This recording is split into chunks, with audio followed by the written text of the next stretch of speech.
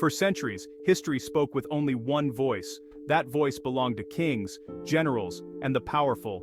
The stories told in books and classrooms showed a world shaped by a handful of men, their victories, and their losses. Missing from those pages were the millions of people who lived, worked, and dreamed in the shadows. This way of telling history left entire groups invisible. Women, indigenous people, the poor, and the enslaved were rarely mentioned. Their stories were not lost. They were simply ignored. The world learned what happened on battlefields and in royal courts, but not in kitchens or fields. The result was a picture of the past that was incomplete. It was like a painting with whole sections left blank. We were left with myths, legends, and sometimes lies. We thought we knew our past, but so much was left unsaid. Today, things are changing. Modern historians ask, who else was there? These questions are shaking up everything we thought we knew about the past. History is more than dates and names. It shapes who we are. The stories we hear about our country, our ancestors, and our heroes give us a sense of belonging. They help us answer, where do I come from? And what kind of person should I be? When only a few voices are heard, many people feel left out. The past is also a tool of power. Those who control the stories can use them to justify their rule or their actions. If the history books say one group discovered a land, they can claim the right to own it. If they ignore the suffering of others, they can pretend it never mattered. Changing history can mean changing who holds power in the present. This is why rewriting history is not just about the past, it is about today. When new voices are added, people see themselves in the story. They can ask new questions about fairness, justice, and freedom. They can challenge old ideas that held them back. When we understand more about who lived, loved, and struggled before us, we start to understand ourselves. History becomes a living conversation, not a fixed script. For generations, history was written by the winners. The stories we learned were mostly about great rulers, famous battles, and powerful nations. The great man theory of history said that only the actions of important leaders really mattered. Everyone else, the farmers, soldiers, servants, were just part of the crowd. Textbooks were filled with tales of kings and queens, presidents and generals. They focused on wars, treaties, and the rise and fall of empires. Often these stories celebrated conquest and glory. They made heroes out of a select few and ignored the pain or resistance of others.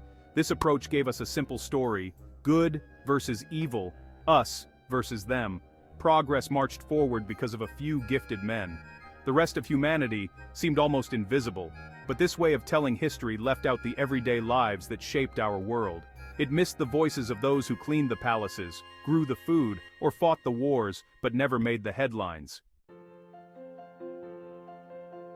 After World War II, something changed. The world had seen terrible violence and loss. Old ideas about power and progress no longer seemed enough.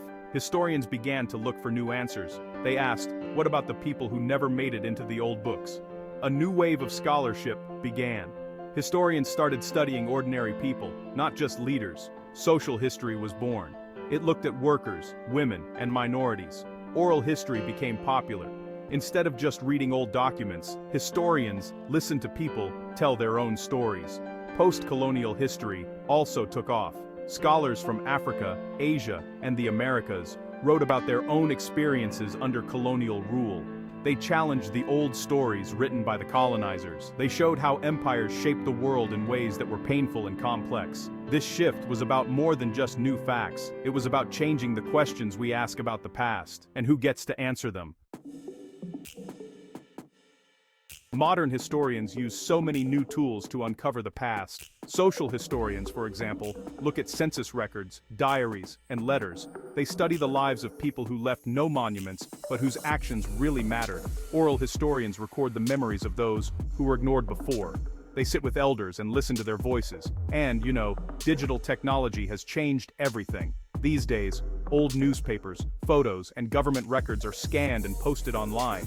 Anyone can look for forgotten stories. Big data helps scholars see patterns in history that were just invisible before. New software lets them map the paths of enslaved people, trace the spread of diseases, or reveal hidden networks of resistance. Archaeologists now use ground-penetrating radar and drones to find lost villages and burial sites. DNA testing helps us understand family histories and migrations. Social media allows people to share their own stories and challenge what we thought we knew.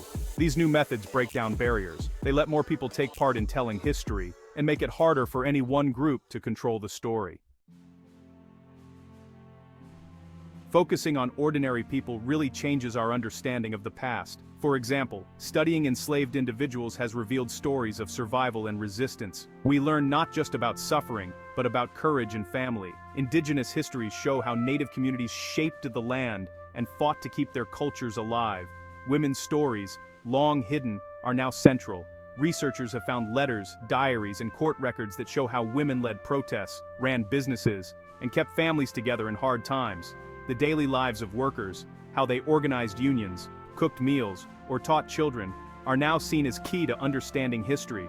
For example, the story of the Montgomery bus boycott is richer when we hear from the women who walked miles to work, not just from famous leaders. In India, oral histories from rural women reveal how independence was won not only in parliament halls, but in quiet acts of bravery in villages.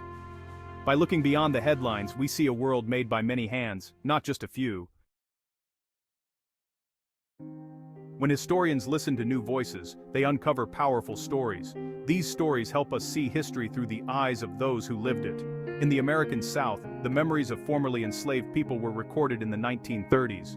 Their stories changed how we understand slavery, not just as a system, but as a daily struggle for dignity. In Australia, Aboriginal elders tell stories that go back thousands of years. Their memories preserve knowledge about the land, animals, and seasons.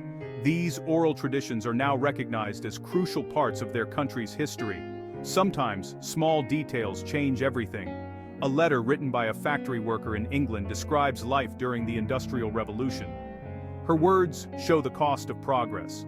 Long hours, little pay, but also moments of hope and laughter.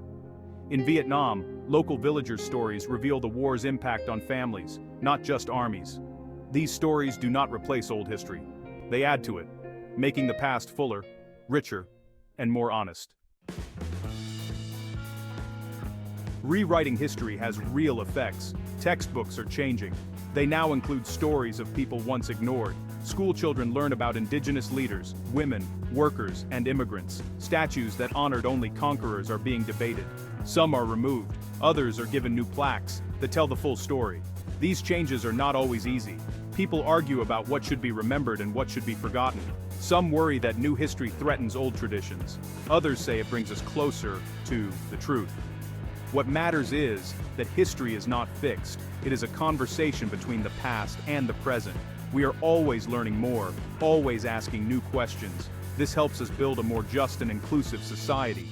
We should remember, every time we ask, whose story is missing, we make history more honest. History is not just what happened, it is how we choose to remember and who we choose to listen to.